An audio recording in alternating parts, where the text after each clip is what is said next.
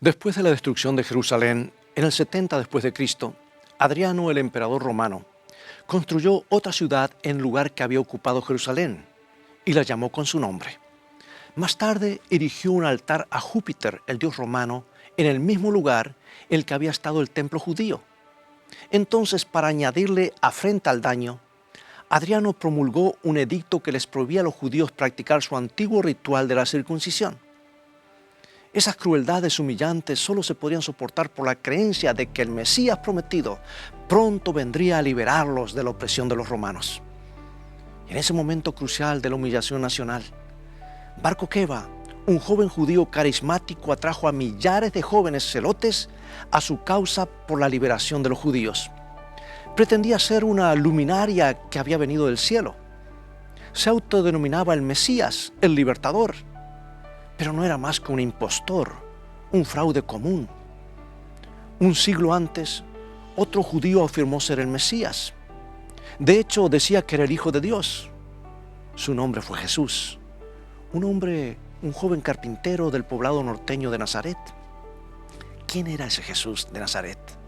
¿Un maestro? ¿Un filósofo? ¿Un médico?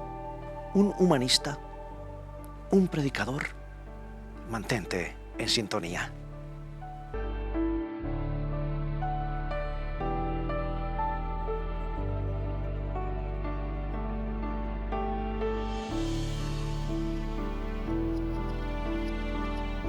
Cuando caminó por los polvorientos caminos de Palestina, quienes lo vieron quedaron impresionados por su presencia.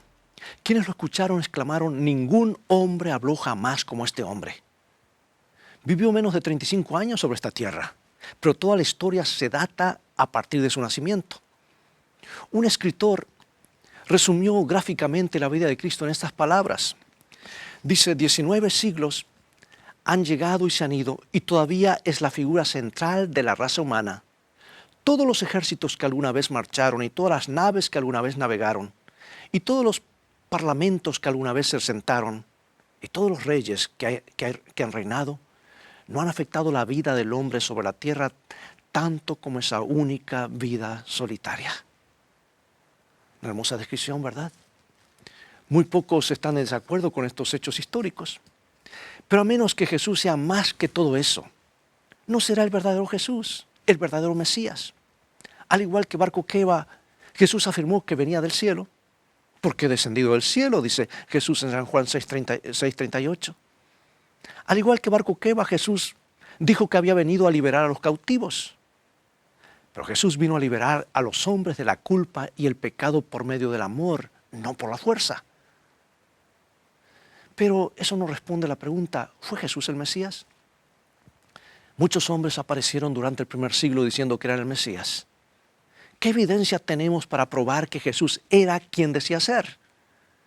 Bueno, Jesús mismo nos dio la respuesta cuando dijo: las Escrituras, ellas son las que dan testimonio de mí.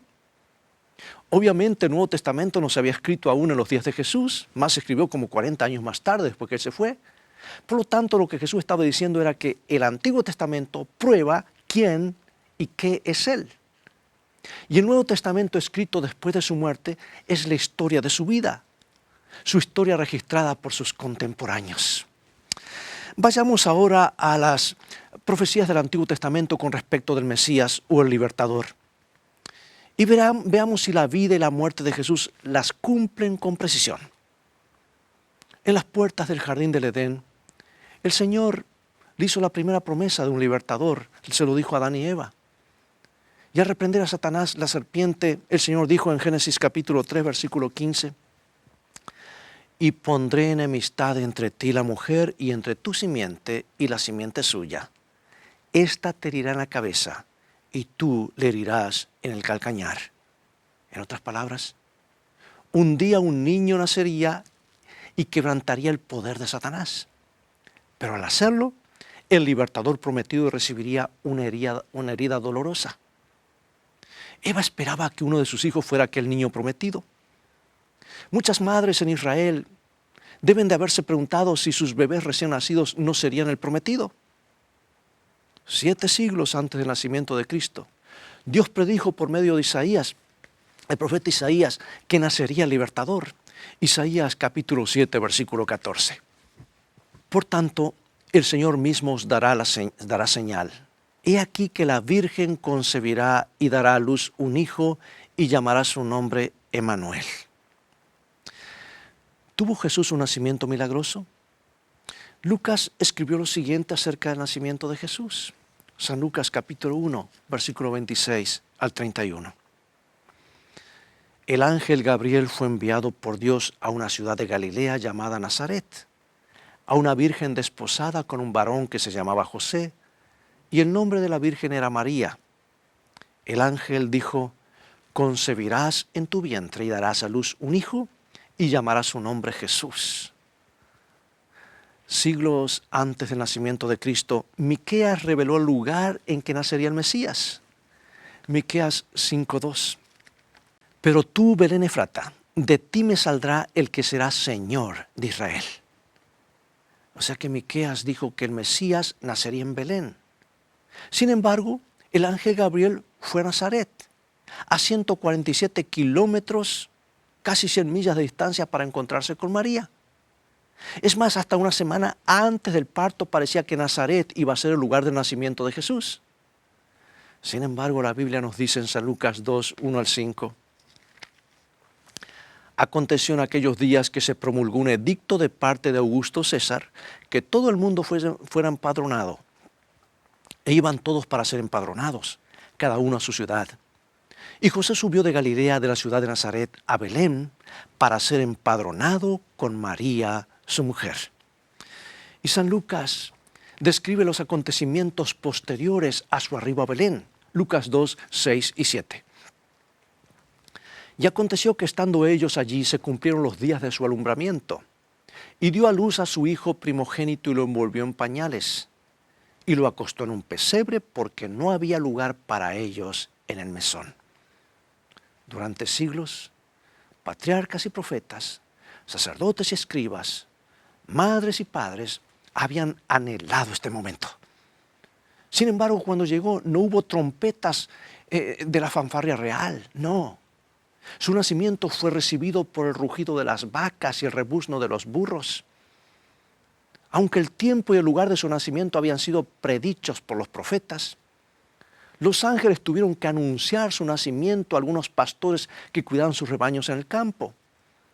Y los ángeles cantaron: os ha nacido hoy en la ciudad de David un Salvador que es Cristo el Señor. Y hasta cumplir los 30 años, Jesús trabajó como carpintero en Nazaret. Entonces, en el año 27 de nuestra era, Jesús cerró la puerta de la carpintería, se dirigió al río Jordán, donde millares seguían a su primo Juan el Bautista. Y después que Jesús fue bautizado por Juan en el río Jordán, ingresó en un ministerio que terminaría llevándolo al Calvario. Pero siglos antes, Isaías había predicho la obra del Mesías en estas palabras magistrales. Isaías 61, 1 y 2. El Espíritu de Jehová el Señor está sobre mí, porque me ungió Jehová. Me ha enviado a predicar buenas nuevas a los abatidos, a vendar a los quebrantados de corazón, a publicar libertad a los cautivos y a los presos apertura de la cárcel, a proclamar el año de la buena voluntad de Jehová, a consolar a todos los enlutados. 7 siglos después, en la sinagoga de su ciudad, Jesús se paró y leyó ese mismo texto que Isaías había escrito tanto tiempo antes. Entonces cerró el rollo y declaró: hoy se ha cumplido esta escritura delante de vosotros. ¿Era una afirmación ociosa? ¿Cómo fue el ministerio de Jesús? ¿Satisfizo realmente las necesidades de los hombres? ¿Sabes que no hay registro de que alguien haya acudido a Jesús por sanación y no la haya recibido? San Lucas dice que la gente procuraba tocarle porque salía de él y sanaba a todos, salía poder de él y sanaba a todos. Los cuerpos tullidos eran restituidos, los músculos mustios eran renovados. Pero el mero toque de su mano o una palabra de sus labios, por el toque de sus manos, los ciegos podían ver, los mudos cantar y los sordos oír. Cierto día se paró ante la tumba de un hombre que había estado muerto por 4 días. Y cuando lo llamó, Lázaro, sal fuera. Llantos y lágrimas se tornaron en júbilo. Este era el ministerio típico de Jesús. Sus mensajes estaban llenos de gozo y optimismo. A los que estaban deprimidos les decía, andad con alegría. A los que estaban cargados les decía, no te preocupes, levanta el ánimo, o no se turbe tu corazón. Es que Jesús aceptaba a la gente tal como era, cualesquiera fueran sus fragilidades, y porque las aceptaba con amor y comprensión, eran transformadas. Por ejemplo, cierto día una mujer adúltera fue llevada ante Jesús por un grupo de acusadores que eran justos en su propia opinión, esperando que Jesús la condenara a muerte. Pero Jesús se detuvo y comenzó a escribir sobre la arena las bochornosas vidas de los acusadores. Uno tras otro, los acusadores se alejaron. Y volviéndose hacia la mujer que temblaba en el suelo, paralizada por el terror, Jesús le dijo, ni yo te condeno, vete y no peques más. Sí, Isaías había profetizado años antes que el ungido vendría a ordenar que a los afligidos de Sión se le dé gloria en lugar de ceniza, óleo de gozo en lugar de luto, manto de alegría en lugar del espíritu angustiado. Sin embargo, amigo y amiga, la evidencia más detallada que prueba su divinidad se encuentra en la muerte y la resurrección. En el libro de Salmos se predice la identidad del que habría de entregar al Mesías miles de años antes de que el evento ocurriera. Salmo 41:9. El hombre de mi paz, en quien yo confiaba, el que de mi pan comía, alzó contra mí el calcañar. Y San Mateo nos cuenta cómo se cumplió esta profecía. Porque mientras la turba airada con sus espadas y palos ascendía a la ladera del monte, los discípulos estaban sorprendidos al ver a Judas, uno de los propios discípulos de Jesús, al frente de la turba como uno de sus líderes. Había participado en la última cena con ellos. Esto había ocurrido pocas horas antes. Y cuando Jesús caminó tranquilamente hacia la banda, le preguntó lo que está en Mateo capítulo 26, versículos 49 y 50. ¿A quién buscáis? ¿A quién buscáis? Y desde el fondo llegó el grito, ¡a Jesús! Entonces Judas dijo, salve maestro, y le besó. Entonces se acercaron y echaron mano a Jesús y le prendieron. Hasta el precio, sabes, de la traición había sido profetizado con siglos de antelación, incluyendo en qué se gastaría el dinero. Vamos al libro de Zacarías, capítulo 11, versículos 12 y 13. Y pesaron por mi salario 30 piezas de plata. Y tomé las 30 piezas de plata y las eché en la casa de Jehová al tesoro. Y San Mateo da los detalles de la traición de Judas en Mateo 26, 14 y 15. Entonces uno de los 12, que se llamaba Judas Iscariote, fue a los principales sacerdotes y le dijo, ¿qué me queréis dar y yo os lo entregaré? Y ellos le asignaron 30 piezas de plata. Pero después de que Jesús fue condenado, Judas regresó ante el principal de los sacerdotes. Y dice San Mateo capítulo 25, versículos 5 al 7. Y arrojando las piezas de plata en el templo salió y fue y se ahorcó. Los principales sacerdotes, tomando las piezas de plata, dijeron, no es lícito echarlas en el tesoro de las ofrendas porque es precio de sangre. Y después de consultar, compraron con ellas el campo del alfarero para sepultura de los extranjeros. Y una vez más, vemos cómo el Nuevo Testamento registra los cumplimientos de las predicciones del Antiguo Testamento. Solo el preconocimiento divino podría haber dado detalles tan precisos, amigo y amiga. Isaías había profetizado acerca del Mesías lo que dice Isaías 56. Di mi cuerpo a los heridores y mis mejillas a los que me mesaban la barba. No escondí mi rostro de injurias y disputos. Y San Mateo brinda detalles de aquella noche, cuando Jesús, maniatado como un criminal común, fue llevado ante Caifás, donde lo juzgaron ilegalmente en medio de la noche. San Mateo 26, 67.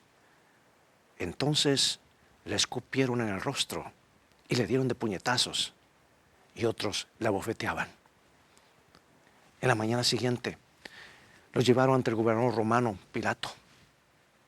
Pero cuando los falsos testigos testificaron contra él, Jesús no dijo palabra. Luego el rey Herodes se mofó de él y en una burla cruel lo vistió con ropas reales. Entonces lo regresaron a Pilato, quien dijo que no podía encontrar ninguna falta en él. Sin embargo, lo hizo azotar. Y finalmente Pilato le planteó una elección a la airada multitud. Dijo: liberaré a Jesús o al notorio criminal llamado Barrabás. Y la multitud gritó: Barrabás. ¿Qué haré con Jesús?, preguntó Pilato. Y gritaron: crucifícale, crucifícale. Amigo y amiga, cientos de años antes de que los romanos hubieran siquiera inventado la crucifixión como medio de castigo capital, el salmista había predicho la forma en la que matarían a Cristo, porque el método común empleado por los judíos era el apedramiento. Ahora sigamos los pasos de Jesús y veamos qué sucedió con relación a su muerte. David había escrito en Salmo 22:16 lo siguiente, dice: horadaron mis manos y mis pies. Y San Mateo nos dice que le colocaron una corona de espinas sobre la frente y que lo golpearon en la cabeza. Y en el Calvario Jesús le permitió a los soldados mansamente que introdujeran los clavos en sus manos y sus pies. El discípulo Tomás fue testigo de ello. Y después de la resurrección de Jesús dijo: si no viere en sus manos la señal de los clavos y metiere mi dedo en el lugar de los clavos, no creeré. Cristo fue crucificado y no apedreado. Sus manos y sus pies fueron traspasados por los clavos, cumpliendo la profecía del Antiguo Testamento, tantos siglos de anticipación. El rey David también dijo que qué sucedería con las vestiduras del Mesías. Y lo dijo 1000 años antes de la muerte de Jesús. Mira Salmo 22:18. Repartieron entre sí mis vestidos y sobre mi ropa echaron suertes. Juan, un testigo presencial, cuenta lo que sucedió en la cruz. San Juan 19:23 y 24. Tomaron sus vestidos e hicieron 4 partes, una para cada soldado. Tomaron también su túnica, la cual era sin costura, de un solo tejido de arriba abajo. Entonces dijeron: no la partamos, sino echemos suerte sobre ella, a ver de quién será. Bueno, ya el Antiguo Testamento también predijo algunas de las palabras que Jesús habría de pronunciar mientras pendía en la cruz. Salmo 22 nuevamente, ese salmo nos habla de la crucifixión de Jesús, ¿verdad? Como 1000 años antes. Dios mío, ¿por qué me has desamparado? Muchas de las profecías relativas al Mesías están totalmente fuera del control humano de Jesús. Estaban fuera del control humano de Jesús. Por ejemplo, humanamente no hubieran podido arreglar, por ejemplo, el lugar de su muerte, la forma de su nacimiento, su traición, los acontecimientos que rodearon su muerte. Sin embargo, uno de los factores más decisivos que prueban sin lugar a duda de que Cristo fue enviado por Dios y que era el verdadero Mesías, se encuentra en el tiempo de su llegada. Porque después que los judíos fueron llevados a la cautividad de Babilonia, el ángel Gabriel le dijo al profeta Daniel el tiempo de la llegada del Mesías. Mira qué cosa tan exacta es la profecía bíblica, cómo Dios anticipa. Dice Daniel 9:25. Sabe pues y entiende que desde la salida de la orden para restaurar y edificar Jerusalén hasta el Mesías príncipe, habrá 7 semanas y 62 semanas. O sea, 69 semanas equivalen a 483 días. Y en la profecía bíblica un día equivale a un año, ¿verdad? Día por año te lo he dado, dice el libro de Ezequiel y otras partes de la Biblia. Así que habría 483 años desde la orden de restaurar y reconstruir Jerusalén hasta que aparecía el Mesías. Y el decreto fue promulgado por el rey Artajerjes en el año 457 a.C. Y 483 años más tarde llegamos al año 27. Ahora, escucha bien, sígueme con atención, por favor. Mesías en hebreo, o Cristo en griego, significa el ungido.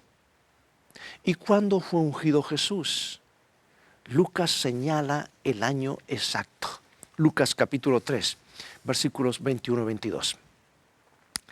en el año 15 del imperio de Tiberio César, que cuando todo el pueblo se bautizaba, también Jesús fue bautizado, y orando el cielo se abrió y descendió el Espíritu Santo sobre él en forma corporal, como paloma. Y vino una voz del cielo que decía: tú eres mi Hijo amado, en ti tengo complacencia. O sea que Jesús fue ungido por el Espíritu Santo en el momento de su bautismo en el Jordán.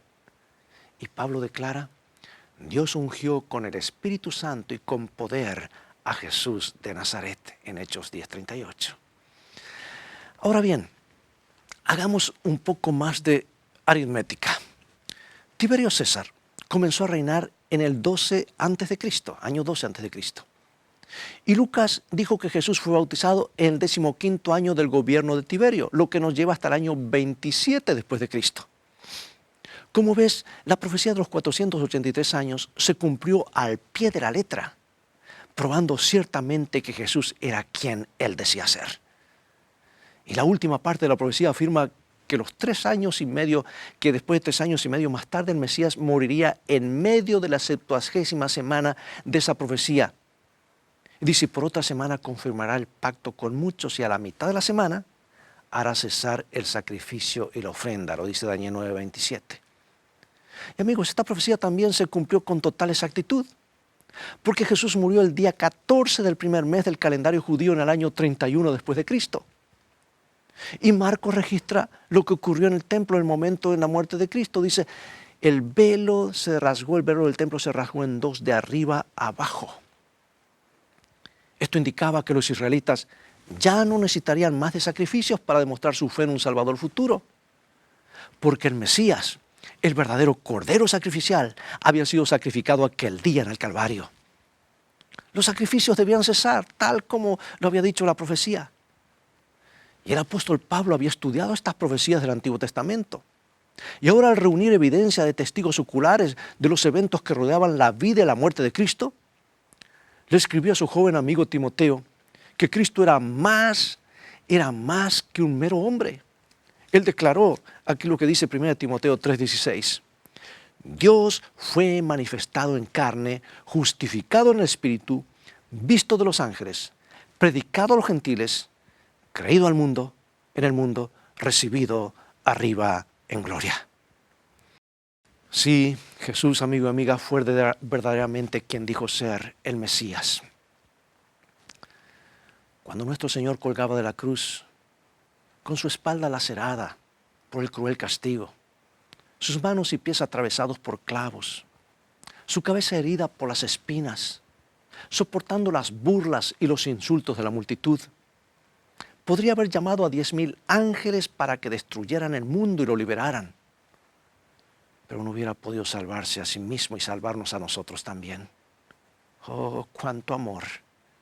Eso debería quebrantar nuestros duros y orgullosos corazones. Sí, podría haber convocado a miles de ángeles, millones si era necesario, pero gracias a Dios que no lo hizo. Murió por ti y por mí. Pregunto, amigo y amiga, ¿no estás agradecido por lo que hizo, sigue haciendo y lo que hará por ti? ¿No quisiéramos entregar nuestra vida a Dios en oración? Acompáñame en oración. Padre nuestro que estás en los cielos, gracias por enviar a tu Hijo a esta tierra para traernos esperanza. Gracias por venir a revelar el amor del Padre y por mostrarnos cuánto el cielo nos ama. Rendimos nuestra vida a ti, oh Dios, en gratitud por lo que tu Hijo hizo en la cruz. Ciertamente lo confesamos como el Mesías de nuestras vidas, nuestro Salvador, Señor, nuestro sumo sacerdote y Rey próximo a venir. En su santo nombre oramos. Amén. Es todo el tiempo que tenemos por hoy. Ha avanzado muy rápido y quiero agradecerte por sintonizarnos. Ha llegado el momento de despedirnos y será hasta el próximo programa de la serie Mensajes de Jesús para el tiempo del fin. Invita a otros a sintonizar este canal y escuchar estos programas con un mensaje del corazón de Dios a tu corazón, y transfórmate tú mismo en un canal de bendiciones. Dios te bendiga y te guarde, y recuerda, tú vales mucho para Jesús. Él te ama más de lo que puedes imaginar. Y también recuerda que en el viaje de la vida en el cual todos transitamos, las cosas han de terminar bien si tienes a la Biblia como tu GPS y a Jesús como tu guía. Maranata.